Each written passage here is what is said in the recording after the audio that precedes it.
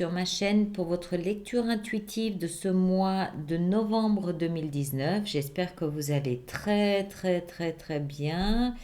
Je regarde brièvement 3 arcanes majeures, 2 deniers, 2, une coupe, des épées et un bâton. Ok, équilibré. Alors, ce mois de novembre pour vous, il va s'agir, j'ai l'impression, d'entrer en contact, en résonance avec votre propre puissance. C'est ce qu'il semble et c'est ce qu'il semble que vous souhaitiez le plus. Vous avez comme énergie qui vous accompagne ce mois de novembre l'impératrice. L'impératrice, vous le savez désormais, c'est la reine des reines. C'est la terre, c'est la mère terre ou la terre mère. C'est Gaïa. C'est celle qui va protéger le plus vulnérable, le plus fragile en le maintenant sous son aile jusqu'à ce qu'il soit suffisamment fort et vaillant pour sortir là au dehors et affronter le vent, la pluie, les petites choses du quotidien. L'impératrice, c'est celle qui féconde, c'est celle qui fertilise, c'est celle qui va nourrir et protéger jusqu'à ce que ce qu'elle porte en elle soit suffisamment fort pour éclore et faire sa propre vie. Donc, je pense que ce que vous fertilisez et fécondez ce mois-ci, c'est vous. C'est votre renaissance à vous, c'est votre énergie à vous, c'est quelque chose en vous qui renaît, qui rejaillit. Je dis ça pourquoi? Je dis ça parce que vous finissez le mois avec le lion, dignité. Je dis ça parce que ce que vous souhaitez le plus, c'est l'énergie du roi de bâton. Et je dis ça aussi parce que ce que vous aviez derrière le paquet, c'est la 4 de bâton. La 4 de bâton, elle nous parle... la 4 de bâton, elle nous parle de stabilité, elle nous parle de foyer. Et le foyer pour le cancer, le crabe, c'est ce qu'il a à l'intérieur. Il est dur à l'extérieur et tendre à l'intérieur. Donc sa carapace, c'est sa maison, c'est son foyer. D'accord? Et c'est ça que, à mon avis, vous allez protéger de manière à ce que ça soit à l'abri pour pouvoir germer, pour pouvoir grandir, accumuler et prendre suffisamment de force pour pouvoir éclore après. C'est comme si vous aviez une possibilité ce mois-ci de vous blinder, entre guillemets, de vous blinder pour que tout ce qui se passe à l'intérieur ait une chance de se structurer et de se renforcer. Et j'en veux aussi pour preuve le challenge, le défi que vous avez à relever ce mois de novembre, qui est l'ermite.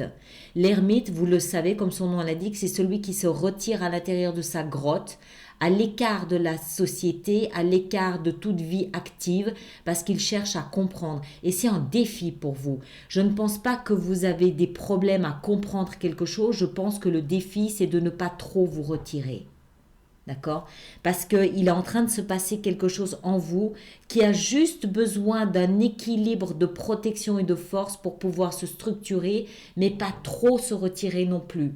Je pense qu'il est là le défi. On va entrer dedans, on va voir un petit peu comment tout ça s'inscrit. Alors, vous entrez dans le mois de novembre ou vous finissez octobre et vous entrez en novembre avec deux énergies très mentales, la 2 d'épée et la reine d'épée. La reine d'épée, c'est l'énergie de la veuve, de la femme divorcée, c'est la femme, enfin homme ou femme, je dis femme parce que c'est une reine, donc c'est plus le côté, le principe féminin qui est mis en exergue ici. C'est l'énergie de celui ou de celle qui a traversé tellement d'obstacles qu'elle porte désormais devant elle son glaive, on le voit, d'accord ?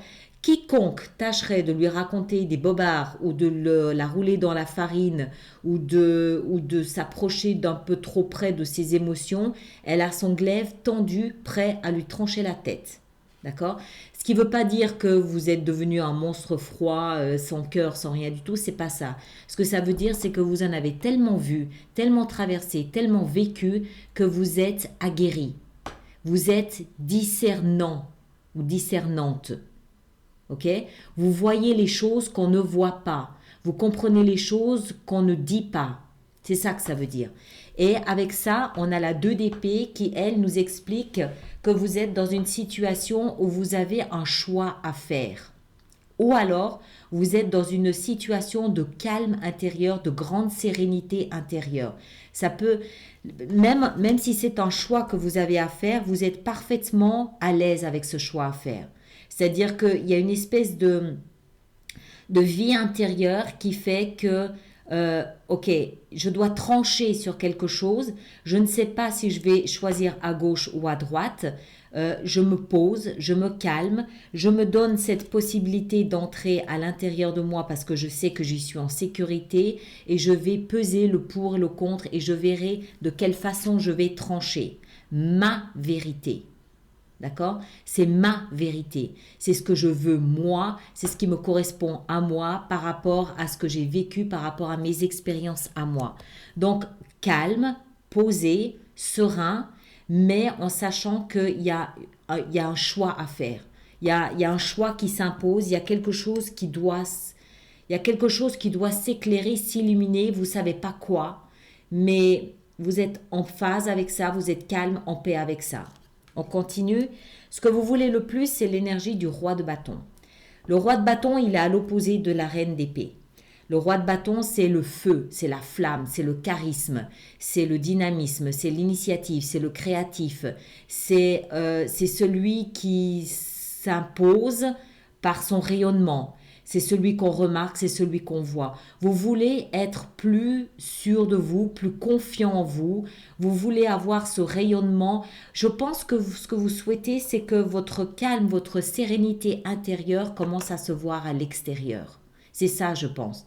Je pense que vous comprenez que vous avez beaucoup travaillé en vous et que vous aimeriez maintenant apporter cette énergie à l'extérieur et vous imposer comme le roi de bâton, que vous soyez homme ou femme. Ce qui va vous aider, c'est le chevalier de coupe. Alors, le chevalier de coupe, c'est une action, d'accord? Donc, on est dans l'action, on n'est pas dans la réflexion, on est dans l'action de parler de vos émotions. Vous connaissez vos émotions, hein? Vous avez peut-être suffisamment œuvré à ça aussi. Vous connaissez vos émotions et là, vous mettez vos émotions dans cette coupe et vous allez parler, vous faites cette action d'apporter vos émotions, de parler, de partager de vos émotions. Attention au chevalier de coupe qui peut quelquefois être un peu trop romantique aussi. Donc ne soyez peut-être pas trop fleur bleue non plus. Ceci dit, le fait que c'est ce qui va vous aider, c'est la position de votre cadeau, de ce qui va vous aider à traverser ce mois de novembre, c'est de ne pas retenir vos émotions, c'est de ne pas les cacher, ne pas les masquer. Parlez, faites cette action d'apporter vos émotions. D'accord? À qui est-ce que ce chevalier apporte ses émotions? Il les apporte à l'ermite. L'ermite est dans la position du défi, du challenge. L'ermite se retire dans sa grotte pour mener une profonde introspection, une profonde réflexion où il va chercher la vérité, il va chercher sa vérité. Vous avez déjà cette vérité. Vous entrez dans le mois avec la reine d'épée. La reine d'épée, c'est la reine du discernement, je le rappelle. Donc cette vérité, votre vérité, vous la connaissez déjà. Je pense que si l'ermite est ici, c'est au contraire une mise en garde de ne pas trop vous retirer dans votre grotte, de ne pas être asocial, de ne pas vous couper du monde extérieur. En même temps, vous devez un petit peu trouver cet équilibre entre protéger ce qui se passe en vous, c'est-à-dire vos émotions, votre vérité, et en même temps communiquer cette vérité à l'extérieur. Mais, comme le dit l'impératrice, quand vous serez prêt, pas avant. D'accord? Et je pense que vous aurez peut-être cette envie de rester caché. Vous aurez peut-être cette envie de rester cloîtré, de rester à l'intérieur, de rester avec vos émotions. Parce qu'il y a une espèce de confort, de bien-être à être là-dedans. On se sent protégé quand on est dans les bras de Gaïa. On est bien là. On est protégé, on est couvé, on a des chants d'amour, on a des caresses, on a de la tendresse. On est bien là dans notre petit cocon, dans notre petit nid douillet. Mais le but, encore une fois, il y a un choix à faire, d'accord? Le but, Ce qui va vous aider, c'est d'aller communiquer vos émotions, pas de les garder pour vous. Ça n'a pas de sens. Maintenant que vous les avez trouvées, parler, échanger. Il est dans l'action, le chevalier de coupe. D'accord? Il n'est pas statique. Il n'est pas statique. Et de toute façon, c'est ce que vous souhaitez parce que vous voulez avoir cette énergie du roi de bâton. Le roi de bâton, pour avoir sa cour d'admirateurs, il faut qu'il se mette un petit peu sur le devant de la scène. Le roi de bâton, c'est le signe du lion, c'est un signe de feu, c'est j'ai besoin d'être vu, j'ai besoin d'avoir une cour autour de moi. Sinon, je n'existe pas. D'accord? Donc, je pense qu'il y a une ambivalence entre un besoin et une envie ou une fuite à rester un peu caché, à rester un peu planqué, et d'un autre côté, un besoin de sortir, de montrer, de regarder qui je suis devenue, regarder qui je suis. Je continue, vous allez voir. On a ici, dans votre vie sentimentale, la 3 de denier.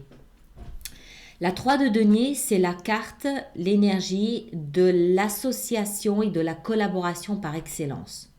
Souvent, surtout dans une vie sentimentale, elle peut nous parler de triangle amoureux. Oui, oui, dans cette position-là, oui, c'est possible. Mais pas que. C'est-à-dire que moi, je vois, avec la lecture qu'on a ici, moi, je vois plutôt ça comme étant collaborer au niveau des émotions. Collaborer en communiquant vos émotions. Faites ce premier pas de parler vous d'abord de vos émotions, sans attendre que l'autre vienne à vous. D'accord? On est trois, d'accord? On est trois. Il y a l'autre, il y a moi et il y a nos émotions, il y a la relation. Ça peut également être le fait de faire appel à une tierce personne, à un médiateur, à un thérapeute, à un médecin. C'est possible. Mais ça peut surtout, ce que ça m'indique, moi surtout, c'est que on se retire peut-être un petit peu du devant de la scène sur le plan sentimental pour laisser de la place à quelqu'un qui connaît mieux ou qui maîtrise mieux, qui a une forme d'expertise que nous, on n'a pas. Donc, on collabore en cédant la parole. D'accord? On collabore en faisant de la place sur le devant de la scène. Alors, oui, vous voulez être sur le devant de la scène. Oui, vous voulez avoir cette énergie de confiance. Oui, en même temps, ici, ce qui va vous aider, c'est de parler de vos émotions. C'est de faire ce premier pas, d'aller vous en premier parler de vos émotions. Mais après, retirez-vous. Laissez les autres s'exprimer. Laissez peut-être les autres vous conseiller. Laissez peut-être les autres vous guider. Peut-être que vous êtes trop romantique. Peut-être que vous êtes trop maladroit dans votre démarche. Peut-être que, je ne sais pas, peut-être que vous êtes trop tranchant. Hein? C'est des énergies mentales, ça ici. Il y a quelque chose ici qui tourne autour de votre façon de communiquer avec vos émotions. Où vous avez peut-être besoin d'aide, de conseils en communication pour communiquer vos émotions. D'accord? C'est comme si, mon ressenti, hein, mon intuition me dit que c'est comme si, avec l'énergie de l'impératrice, c'est comme si vous étiez en train de développer quelque chose de nouveau, quelque chose de très pur, de très doux, de très tendre, dans votre façon d'exprimer vos émotions, dans votre façon de les montrer, ou peut-être dans votre façon de vivre vos émotions, mais c'est quelque chose de nouveau, qui provient de ce discernement, qui provient des expériences passées, qui provient de ce veuvage, de ce divorce, de ce tranchant, et que ce quelque chose de nouveau, vous avez peut-être des craintes à l'exprimer, hein? Un choix à faire, vous avez des craintes à l'exprimer. Et c'est tout dans l'art de communiquer ces émotions différemment ou avec plus de sincérité ou plus de pureté ou plus de... sans attendre que l'autre vous y invite, le faire vous-même d'emblée. Et vous aurez envie quelquefois peut-être de battre en retraite, de retourner dans cette carapace qui est la vôtre. Défi, challenge, d'accord? Comprenez un petit peu ce que je veux dire?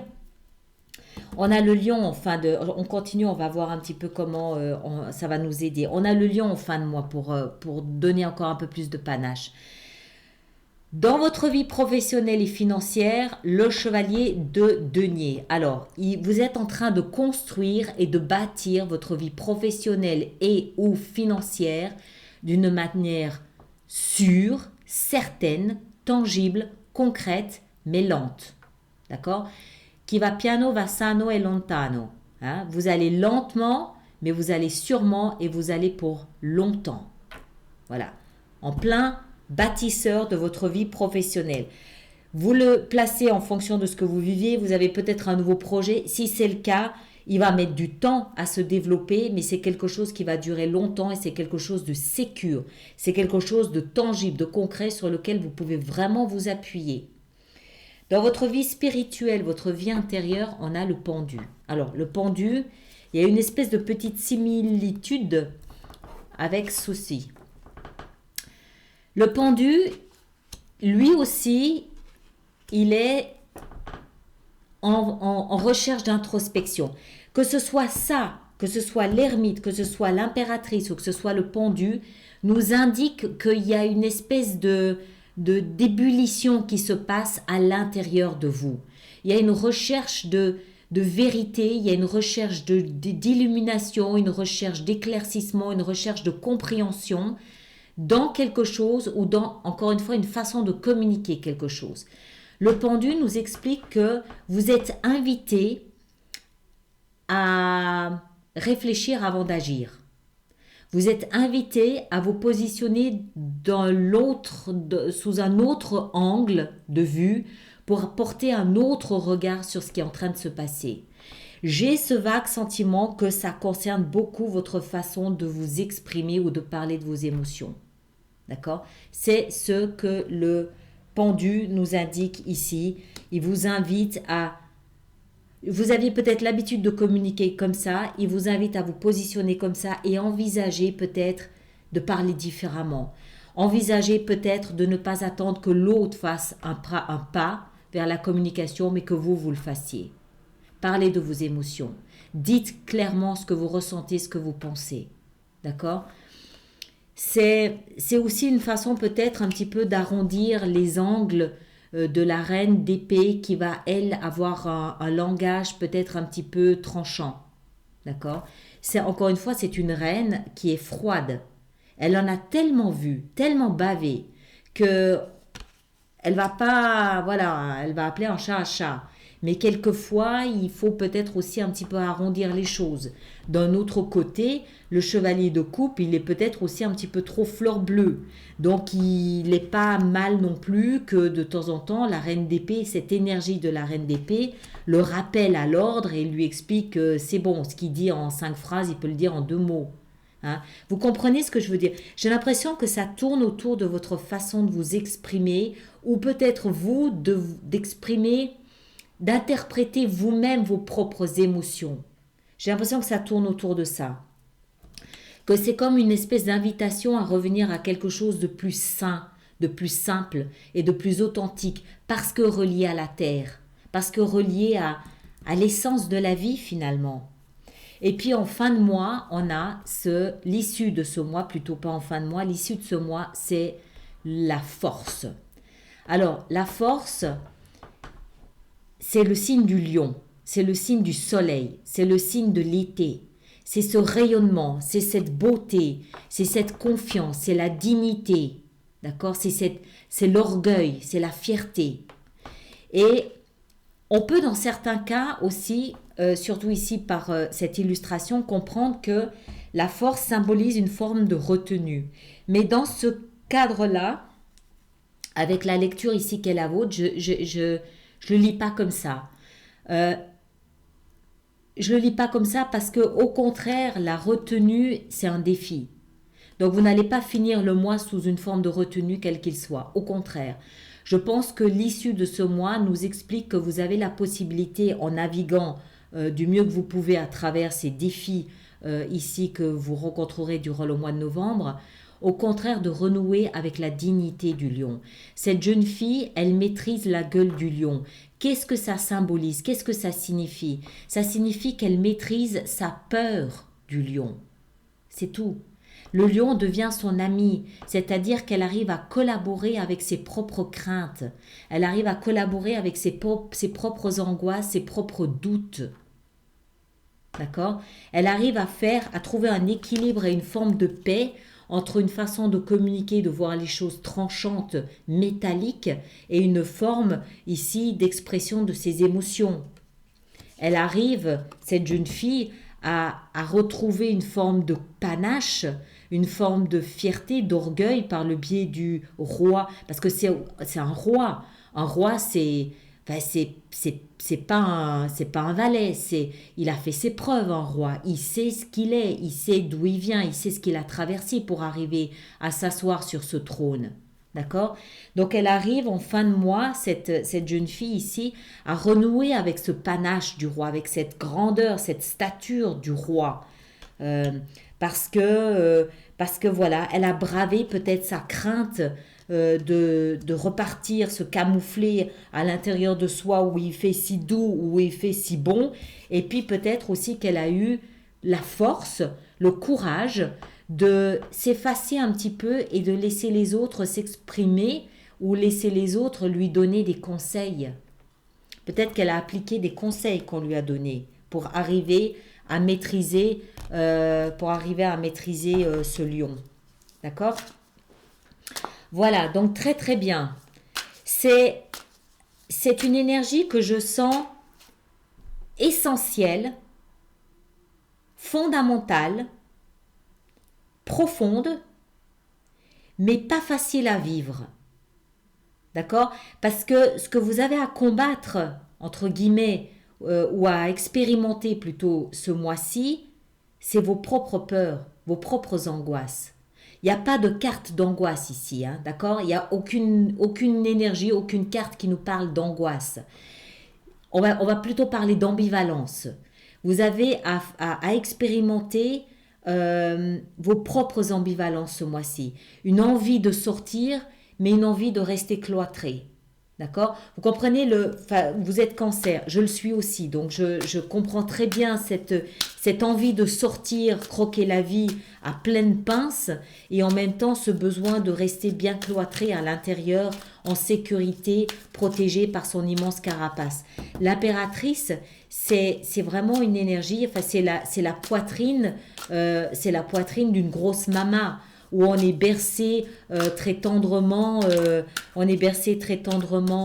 contre elle, et on n'a pas du tout envie que ça s'arrête. Hein, c'est un peu cette ambivalence-là qu'on a expérimenté ce mois-ci. Avec ça, on a la 6 d'épée qui nous explique que nous allons quitter une zone de turbulence pour des zones beaucoup plus douces, plus calmes. Allez, on va faire notre extension sur Vimeo. Alors, je rappelle que le lien pour l'extension se trouve dans la fenêtre de dialogue sous la vidéo, n'est-ce pas?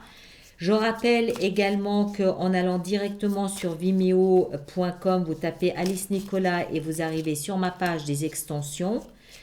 Vous choisissez le mois de novembre et vous choisissez votre signe.